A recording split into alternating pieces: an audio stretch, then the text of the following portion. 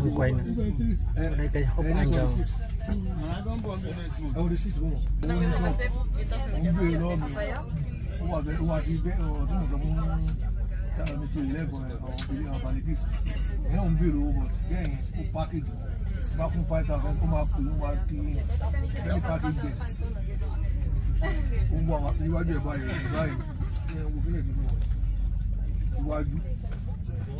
Iwájú ẹ̀yìn